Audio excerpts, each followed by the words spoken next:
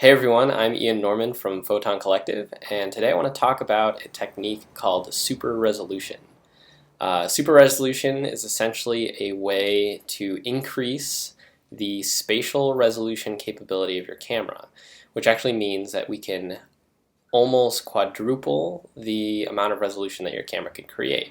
So for example, if you have a 10 megapixel camera, this technique will allow you to take a photograph that's nearly 40 megapixels.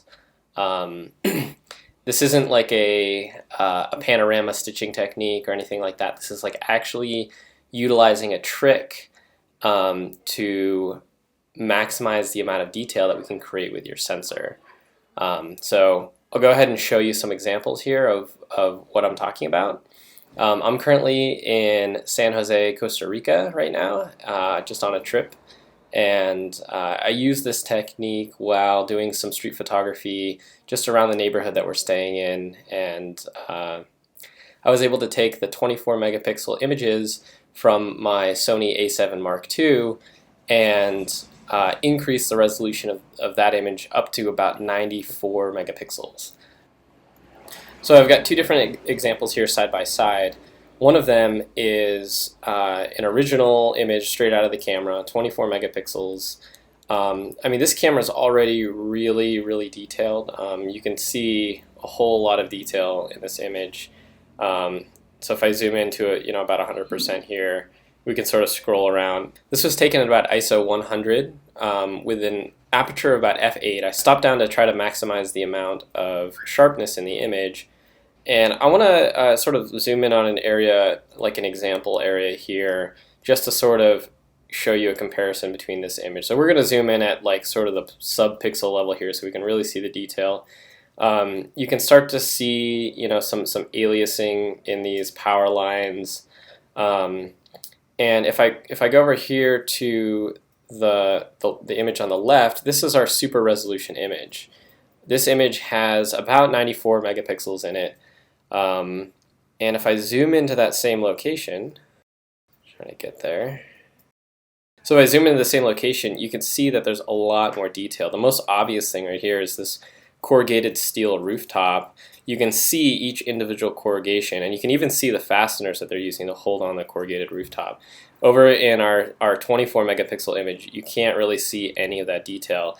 And even detail in the power lines, if we sort of look at this little like bundle of wire here, you can just see that it's much sharper. And that's not to say that the original image isn't a high resolution picture. I mean, it's 24 megapixels. Let me show you another example of where this technique is useful. So we've all seen the sort of thriller crime-solving TV shows and movies where they have some sort of security surveillance footage, and they're like trying to find some key detail that's gonna like solve the mystery for them in the security camera. It'll be like, let's zoom in on this guy's eyeball and look in the reflection on his cornea so that we can see, some image of the bad guy or something like that, right? And I mean, obviously that's like super far-fetched, but one of the things that might actually be possible with the super resolution technique, and it has to be sort of like exactly the right conditions to make a lot of sense to even try. But one of the advantages is we might be able to increase the legibility of certain text in the image. So for example, there's this car parked on the road and you can't really read what its license plate says. I mean, if I looked at that, I'd probably say something like, I don't know, maybe like 255282 or something like that. But in the super resolution image, we're able to almost make out what it says. We can definitely see that the last three numbers are 201, and then the first numbers, maybe it's 806-201, or it could be BDG-201.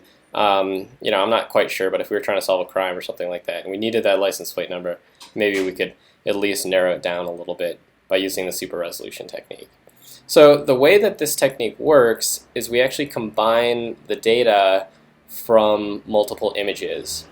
And by doing that, we're able to sort of like increase our statistical data set. We can we can increase the amount of pixels that we're gathering.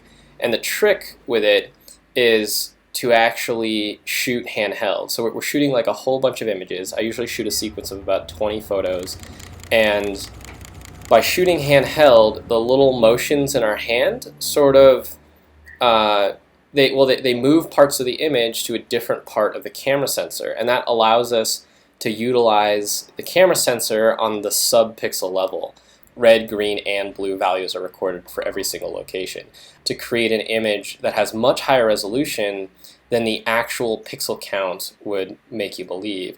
There's another type of technology that's coming out that does this built into the camera, and it's made for tripod shooting, and it actually uses the camera sensor's image stabilization system to move the sensor while taking a photo. So the sensor shift technology in the OMD EM5 Mark II lets the camera take a 40 plus megapixel image from a 16 megapixel sensor. So that's essentially what this technique will emulate, is being able to move the sensor as we're taking the image. And we do that by taking a burst of images.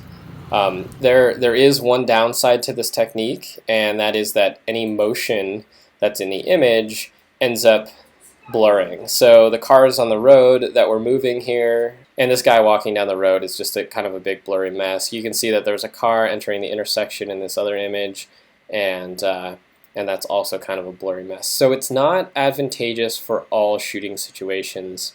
So this technique is mostly applicable to static scenes. I really want to try this technique out on landscape photography. I think it's a perfect application for landscape photography where your setup is nice and slow. You can sort of, wait for the light. You have a lot of time to make your exposures. I really think that landscape photography is a great application for this technique.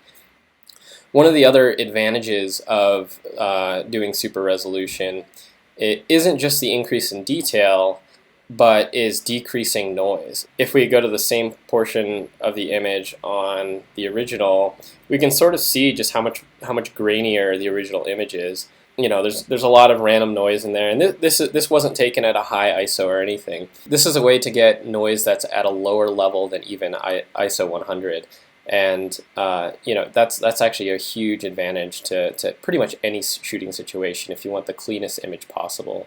So when it comes to setting up your camera for this type of photography, there's a few things that you want to think of. And the first and foremost is doing everything we can to maximize the amount of resolution that your camera can create. Usually I like to stop down to about f8. Most lenses are just about as sharp as they can possibly get at f8. I used just a 35 millimeter f2.8 lens, just a little compact lens, on my Sony a7 Mark II. Stop down to f8, and that'll probably help a lot with this technique. We also want to shoot a series of images relatively quickly. I like to set my camera to continuous shot mode or burst fire mode. You'll notice as you're shooting that your hand motion will still introduce some movement between each photograph, and that's actually a good thing. That's one of the tricks behind this technique, is that we're moving the image to other parts of the camera sensor. I've got my 20 images here of that same street scene that I showed you earlier. So let's take like a quick look at it. One of the things that I like to do is zoom in, and we can actually control the amount that we're zooming in here if I open up the navigator. And I like to zoom in about like 3:1, just so I can really see some detail. And I'll usually scroll through each image and just check to make sure they all look sharp. Definitely be sure to exclude any images that are out of focus from your image sequence when trying this technique. So now that I've checked all of my images, there's a few ways that we can bring these into Photoshop as a stack so we can start the super resolution method. You can select all the images, hold down Shift and click to select all of the images, and then you can just right click and choose Edit In and then Open as Layers in Photoshop. So if you want to open all of your images from Photoshop into layers, there's a way that you can do that as well, and that is to choose File and then Scripts, and then load files into Stack. And from this dialog box, from the Load Layers dialog box, you can select Browse, and then just browse for all of your images. And loading your images into Photoshop will take a little bit of time, so just be patient as it loads each image. Okay, so now it looks like we have all of our images loaded into Photoshop, and we can look and see all of those images loaded into the Layers palette here. So the very first thing we want to do is increase the resolution of our image to our target resolution. This technique works best if you increase the resolution to 4 times what it was originally, or about 200% on either edge. So I'm going to go to Image and then Image Size. And then in the image size dialog box, we can adjust our height and width by percent. And I'm going to go to 200% on the width. Now, one of the important things here is under the resample checkbox, we want to resample using the simplest resampling method, which is called nearest neighbor. All right, now we're ready to click OK. And this will take a little bit of time just because we're taking an image that was originally 24 megapixels and we're upsampling it to 96 megapixels. And it's also doing this for all 20 of our images. So it's got to work away at 20 photographs all at once. So now we have our 96 megapixel image, but it's not truly a 96 megapixel image. Like if we zoom in to that area on that roof that I was showing as an example earlier, we can see that there's still no corrugation detail in the roof. There's still a lot of aliasing happening on these power lines, and if you zoom in at the pixel level, you can see what's going on. So each pixel, each pixel that we see in color is actually made up of 4 pixels, and that's what we did with our resampling. So what we're going to do is we're going to realign all of the layers so that any of this camera motion that sort of happened in between each photograph isn't visible. So all of the details from layer to layer will align with each other. In order to align all of these images together, we can do it automatically if we just select all of the layers. So I'm selecting the top layer, and then I'll scroll down and hold down Shift and select the bottom layer. So now I have all of the layers selected, and then I can go to Edit and then click the Auto Align Layers button. We're going to use the automatic projection method. We want to make sure that vignette removal and geometric distortion are unchecked. And then we can go ahead and click OK. And this is probably the, other than loading our images into Photoshop, this is probably the slowest part of this process. What we're relying on for super resolution is that Photoshop aligns these images at the sub-pixel level. So now that we have 4 pixels for every pixel that we had in the original image, Photoshop can actually align the image. It has essentially 4 more locations where it could put something. By doing that, we're able to more carefully refine where the detail should actually exist in the image. And details that are normally lost at the sub-pixel level can end up being revealed if we use enough images. The whole trick behind super resolution is that we're actually using 20 plus images to create a single image. And by using that much data, we can sort of use statistics essentially in order to figure out what's actually going on at the sub-pixel level. Okay, so now it looks like Photoshop has finished aligning all of our images. So one of the checks that we want to make before we composite all of these images together is to make sure that they're actually properly aligned. The easiest way to do that is just to turn on and off our layers. So I usually turn it off and on a couple times. I'm using the little eye icon to the left of the layer on the Layers palette. So I'll just go through and check each image one at a time just to make sure that it's properly aligned with the image below it. And it looks like Photoshop did a pretty good job here.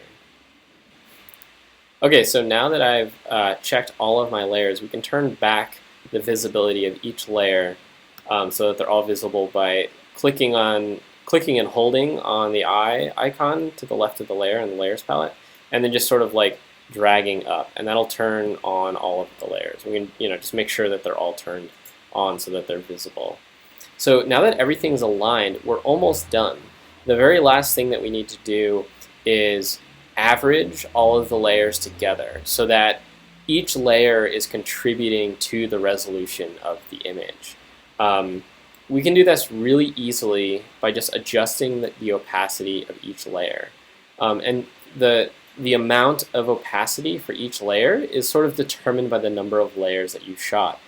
I like to use 20 layers in this technique because 100% is easily divisible by 20.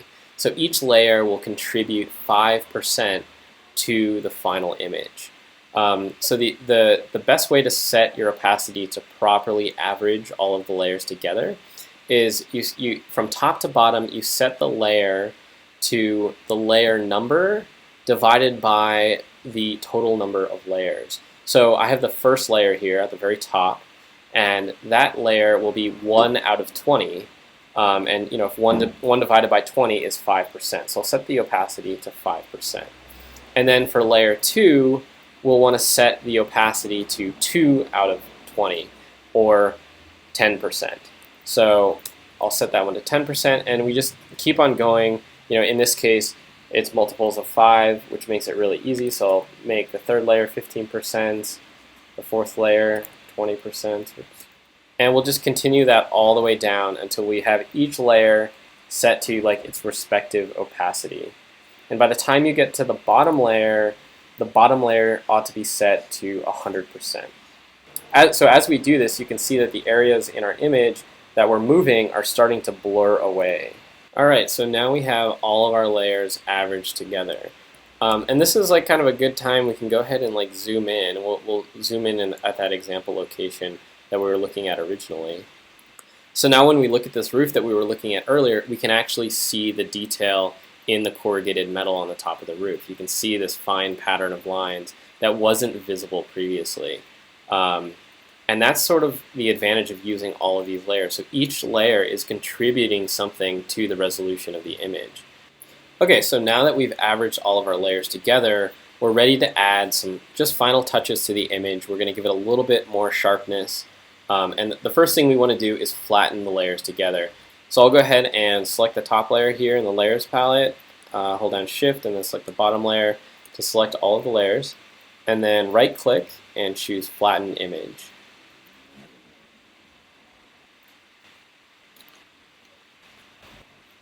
Okay, so now that all of the layers have been flattened into a single layer, we're ready to add the last final touches to the image, which is just adding some sharpening. So we're going to use the Smart Sharpen filter, which is under Filter, and then Sharpen, and then Smart Sharpen. Since the Super Resolution image right after averaging tends to be relatively soft, we can actually use a pretty aggressive amount of sharpening. Noise levels are reduced in the Super Resolution image, so you don't have to really worry a whole lot about introducing too much noise into the image. I like to use about 300%, maybe between 200 and 300% on the sharpening. I think 300 is actually pretty safe. So 300% radius of 2 pixels. And I don't usually use any noise reduction on my images. I don't mind a little bit of grain in there. We already did a really good job at reducing the grain just by doing the stack, so it doesn't really matter a whole lot. Alright, so let's go ahead and click OK. Alright, so now it looks like our sharpening is done, so we're basically done. You might want to do a little bit of cropping on the edges of the image. You can see where our overlap was made. I usually just crop out that part of the image. Yeah, we'll lose a little bit of the original image size, in this case, but we also gained a whole lot more by doing the Super Resolution technique on it. So just crop that out. And so now you can sort of see the final results. We've got a lot of detail in that roof, which was a little problematic at first. And even viewing this, just at 100%, it still looks really sharp. The sharpening helped. We have the artifacts in there that we sort of expected, like this car that was moving is sort of blurred and stepped, and this guy that was walking down the street, he is also kind of blurry. So it's definitely not a perfect technique for every situation, but in terms of increasing actual detail, it actually does a really, really great job. So if I check the image size after cropping, it's currently 8,017 pixels wide by 11,922 pixels. So it's about 95.5 megapixels, which is pretty impressive. You know, we started with a 24 megapixel image, and we were able to get an image that was almost 100 megapixels out of it. So that's just about it. That's a way we can use Adobe Photoshop to emulate the super resolution technology that's found in the Olympus OMD EM5 Mark II. I think this multi-shot super resolution technology is going to find its way into a lot of different cameras. The fact that we're already seeing Olympus produce a camera that costs only $1,000, I think it's a real indicator that it's something that people will want in their cameras. I also expect it to become a lot easier. Obviously, new cameras will do it in camera, but I also think it'll become much quicker, so we won't have the problems that we normally have with motion blur in the image, like this guy walking across the street. That way we can use really fast shutter speeds for this technique and still get really high resolution images. I'm using a 24 megapixel Sony A7 Mark II. It is a very new camera. I would consider it a very high resolution sensor. It produces very, very sharp images. But if I wanted to make a really huge print of something, if I absolutely needed the pixel peeping level of detail, or if I wanted the high resolution capability of a camera like the 5DSR, I'd probably consider just trying out this method first because it doesn't cost you anything. Pretty much every modern DSLR has a burst mode on it, and all it means is that you just have to take a few more photographs at the location that you're shooting, and you can combine it into these really high resolution images. Is it practical for everything? Definitely not. I think that it's most suitable to static scenes because it doesn't handle motion very well. But the super resolution technology built into cameras like the EM5 Mark II also don't handle motion very well. So I honestly think that this is kind of like a good holdover until they increase the capability of those cameras to do super resolution techniques that are much faster. So the next time somebody brags about the amount of megapixels that their camera has, show them this video and show them how you can actually increase the resolution of your camera beyond what its sensor count would otherwise indicate. Once again, I'm Ian Norman. I hope you enjoyed this tutorial. If you want to see more photography videos, please subscribe and check out all of our tutorials, gear reviews, and inspiration on photoncollective.com. See ya.